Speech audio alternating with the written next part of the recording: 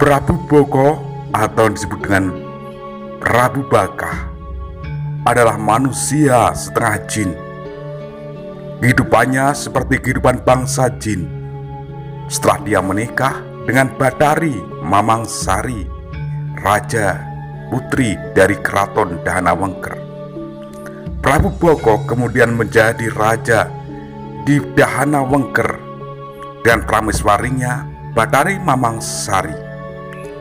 Setelah menjadi raja, Prabu Baka semakin banyak memakan kurban manusia-manusia untuk dilahapnya sebagai tumbal keperkasaannya.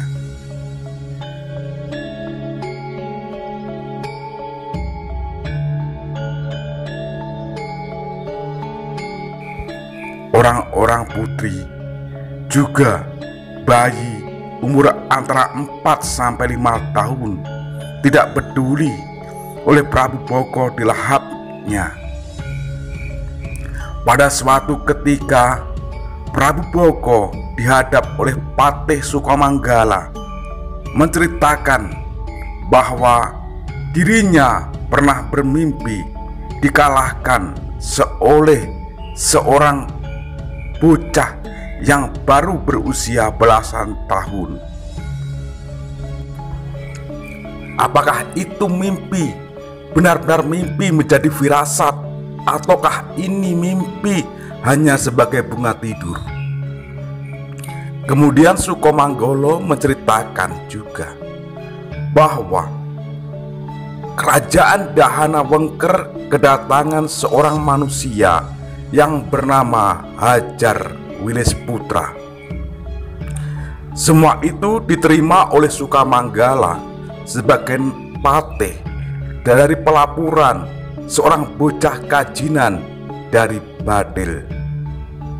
Jin Badil menceritakan dengan jelentreh bahwa Ki Hajar Wilisputra ini adalah abdi dari Prabu Erlangga, sebuah kerajaan manusia besar berada di timur Gunung Wilis.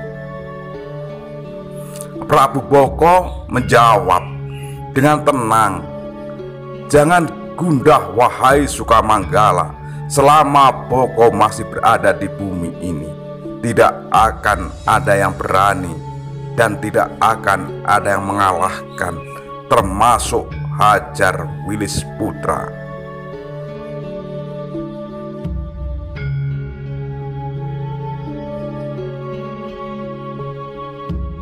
Sementara itu Ki Hajar Wilisputra di sebuah batu besar di bawah pohon di tepian hutan, ia mengheningkan cipta melihat api besar. Begitu kaget dia, api itu semakin besar, tapi tiba-tiba mengecil begitu saja. Dalam batinnya ia berkata, "Apakah itu api dari bangsa Kajinan?" Lain cerita, seorang abdi dari kerajaan Dahanawengker berupa Jim Ngomplong, Jenggi Ngomplong, melihat keberadaan Begawan Wilisputra. Ia memanggil kepada Ki Hajar berkali-kali, tapi yang dipanggil tetap diam dengan posisi duduk. Maka hal itu dirasakan oleh Jin Jenggi Ngomplong bahwa mengejek atau mengejek, menghina dirinya. Maka dengan tidak sabar ia ambil sebatang kayu besar, kemudian dipukulkan kepada sang pandita.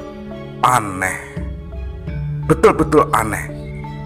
Tidak mengenai tubuh pandita Hajar Wilisputra, tetapi mengenai pohon besar yang ada di samping batu tersebut. Melihat hal demikian, Jenggi Ngomplong kemudian berlari menuju kerajaan Dahanawengker.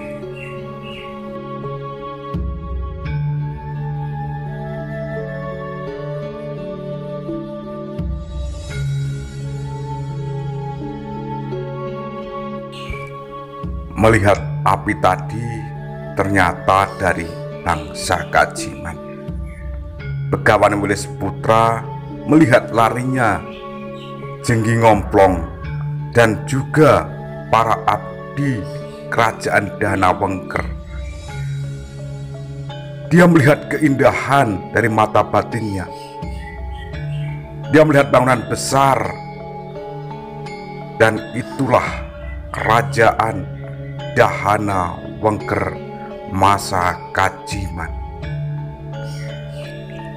Begawan Wilis Putra berterima kasih kepada Jengking Ngomplong yang telah menggodanya. Kemudian dia mengikuti jalannya dari arah yang agak jauh, sehingga dengan demikian Begawan Wilis Putra bisa memasuki kedaton kerajaan Jim Dahanawengker ini.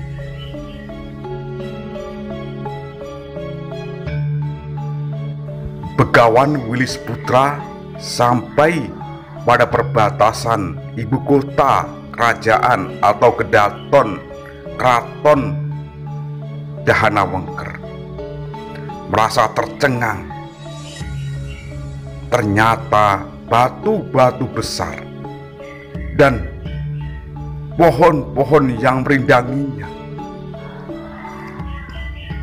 Bila malam seperti ini berubah menjadi sebuah kerajaan besar, kerajaan yang indah dengan gemerlap lampu-lampunya, kerajaan yang megah dengan emas berlian kemewahannya, menjadi penghias di bangunan besar pendapa kerajaan Dahanawengker masa Kajiman.